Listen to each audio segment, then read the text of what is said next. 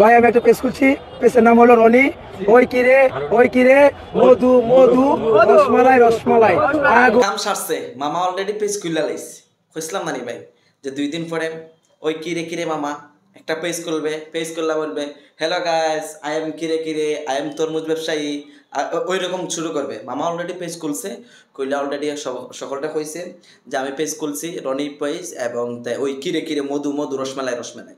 তো মামা এখন যেহেতু ট্রেন্ডিংয়ে আছে ওই কিরে দিয়া একদিন চালাইয়া দিব, ফলোয়ার টলার বাড়বো। আর 2 দিন পরে যখন দেখবো ভিউ আর না কিচ্ছু আর না, তখন গিয়া নিজের বউ নিয়ে কাপড় ব্লগ শুরু করবো। মামা 14-15 বছরের যে অভিজ্ঞতা কামাইছিল, তরমুজ ব্যবসা করছিল, তখন আর মামায় তরমুজ ব্যবসা করতো না।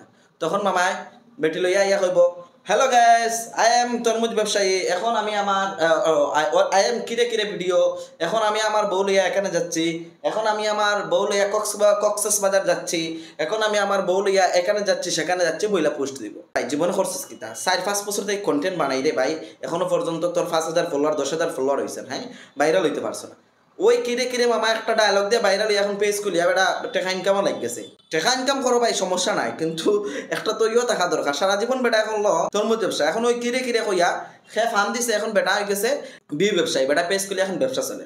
3টা হলো ভাই, পেজ একটা খুলিয়া আর কত জীবন মানুষের রিলস দেখতে, আর কত জীবন কিরে ভিডিও দেখবে।